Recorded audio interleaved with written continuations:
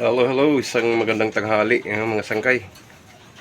Ayan, lunch time na. So, maya na tayo mag-umpisa nitong ating project. Panibagong project, guys. Stand ng para sa basurahan, no? Lagayan ng drum. So, magkakating tayo ngayon para pagkatapos mag-welding na tayo. So, bali dalawang piraso ito na stand na tatlong drum yung isang stand na paglalagyan. Okay, so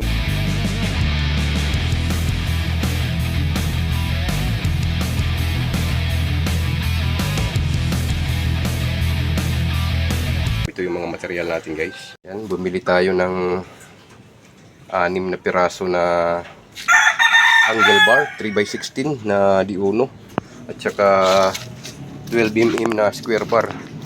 So ito, no? Tapos 6 na piraso na na angle bar. So magkakating tayo ngayon para pagkatapos magkapag-welding na tayo. Okay? So, dito na tayo sa ating bakuran maggawa nito, no? Para ito sa Gindapunan Elementary School. Okay?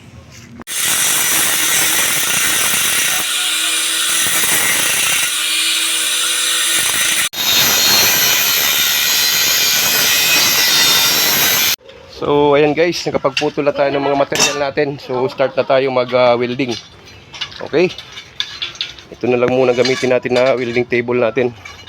Hindi pa tayo nakakagawa ng bakal. Wala tayong budget.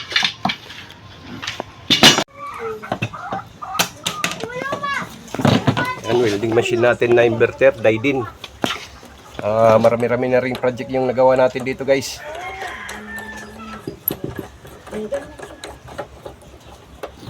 Hindi mo kay bangin ito gumawa sa pig. Magawa sa pig kakagulong.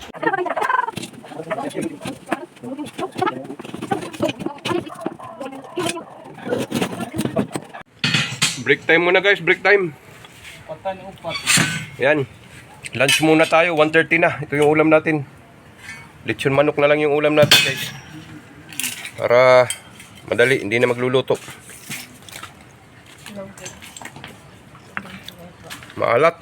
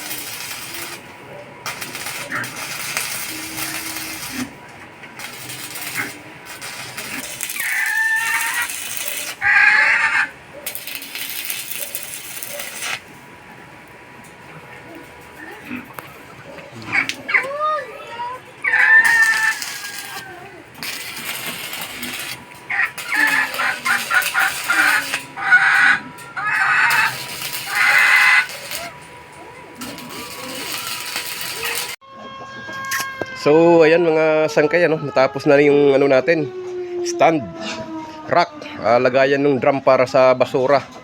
So ayan, 2 piraso yan. So ready for delivery mga sangkay. Okay. So ayan.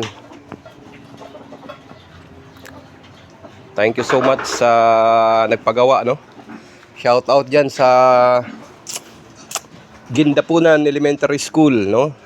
Lalo na kay Ma'am Lotlot Sikurata. Thank you so much, ma'am. Yung isa hindi pa natin nagagawa. Pag na-deliver natin to, saka na natin gawin yung bottle basket ninyo na round. So, hatid na muna natin ito pag pag natuyo ang pintura nito. Basa pa.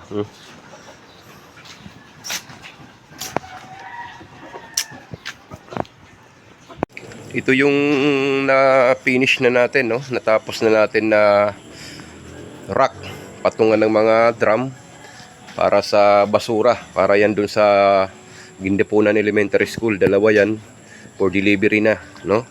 Hindi lang natin, dapat may hatid dito ngayong araw para magamit na nila sa pasukan. So ayan, ito yung matting, no? Plastic. Gagamitin natin na pinaka-flooring para sa gagawin nating cage ng aso. Maliit lang siya, ito lang yung susukatan natin bali. So yung lapad nito is nasa 21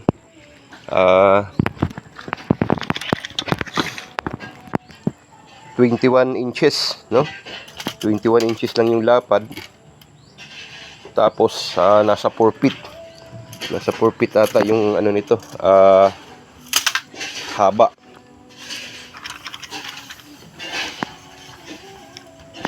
So ayan, 120 cm, no? Kulang-kulang ng 1 inches para maging 4 feet. So ito lang yung susukatan natin, guys, para sa gagawin nating dog cage. Maganda itong ganitong plastic para mura lang naman ito, para hindi hindi malamig sa katawan ng aso yung kanilang hihigaan. Makaka-relax sila pag ganyan yung flooring, no? Tsaka madaling linisin yan, hindi pa kakalawangin. Okay? So, yeah!